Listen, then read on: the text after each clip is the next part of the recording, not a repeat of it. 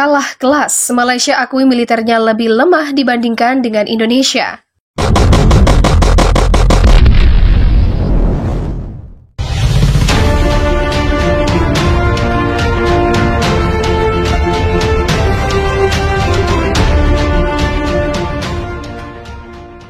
Tahun 2002-2010, militer Malaysia diakui lebih modern dari Indonesia. Karena pada tahun ini, Malaysia membeli deretan jet tempur dan kapal perang kelas Wahid. Sementara Indonesia masih tahap rencana yang hendak dieksekusi. Siapa yang tak iri dengan militer Malaysia saat itu? Mereka dibelikan pemerintahnya jet tempur Su-30, F-18, serta MiG-29. Indonesia melongo melihatnya. Namun tahun 2010 ke atas, keadaan mulai berbalik.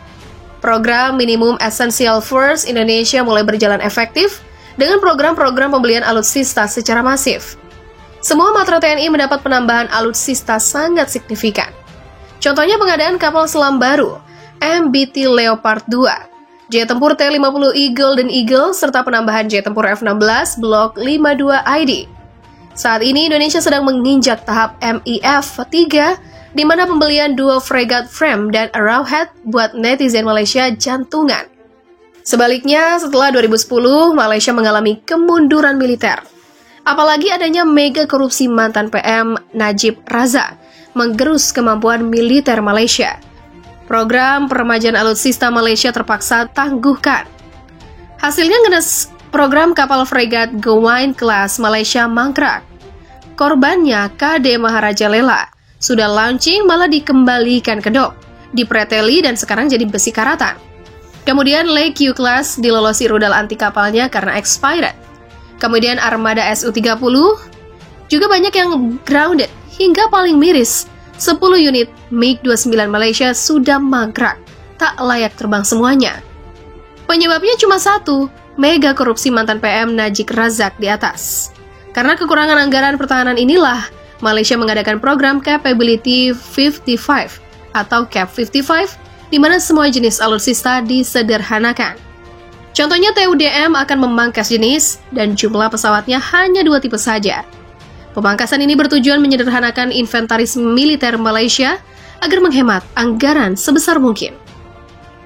Berbeda dengan Indonesia, Jakarta malah semakin memperbanyak alutsista, memperbesar anggaran pertahanan sekalian dilakukan. Karena setelah MAF berakhir, Indonesia akan semakin memperbesar kekuatan militernya sampai titik maksimum karena lawannya tak main-main, si Naga Utara.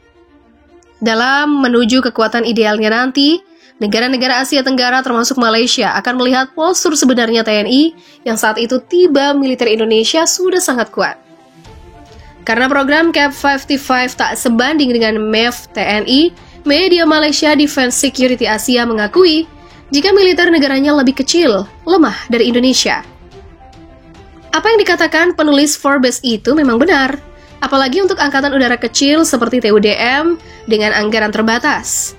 Sebaliknya, mengefektifkan jenis jet tempur yang digunakannya ke 1 atau 2 sumber untuk menekan biaya perawatan pesawat. Begitulah ujar Defense Security Asia menanggapi tudingan Forbes. Kita lihat apakah program CAP 55 Malaysia atau MAF Indonesia yang nantinya akan berdampak positif bagi masing-masing negara. Pasukan Negeri Jiran Indonesia, Tentara Udara Diraja Malaysia atau TUDM, harus menerima kenyataan pahit disebut sebagai kesatuan aneh oleh Forbes, media Amerika Serikat. Bagaimana tidak? Pesawat aneh TUDM Malaysia nekat menyambut pesawat bom Amerika Serikat justru dengan pesawat-pesawat buatan rivalnya Rusia. Hal ini dijelaskan Forbes dalam sebuah artikel yang diterbitkan. Ketika B-52 Angkatan Udara Amerika berkunjung ke Malaysia beberapa hari yang lalu, salah satu angkatan udara paling aneh di dunia meluncurkan 1/5 penuh dari pesawat tempurnya untuk menyambut pembom yang lamban itu.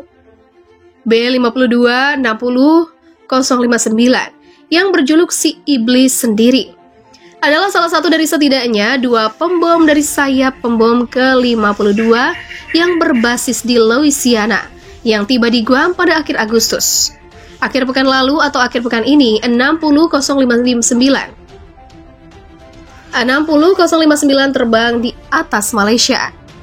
Pejuang dari setidaknya 3 dari 4 skuadron jet cepat Angkatan Udara Malaysia terbang bersama.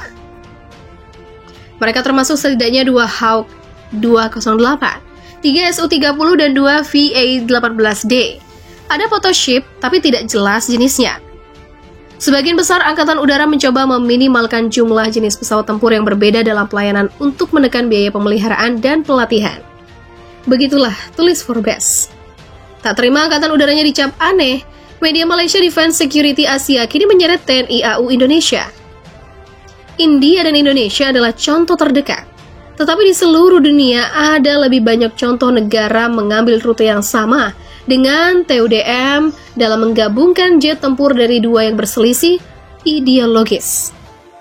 Demikian tulis Defense Security Asia. Menurut media Malaysia itu, bagi Angkatan Udara Malaysia, India, dan TNI AU Indonesia, serta banyak Angkatan Udara negara lain yang memilih rute yang sama, yaitu menggabungkan jet tempur dari 2 blok kekuatan. Mereka sangat beruntung.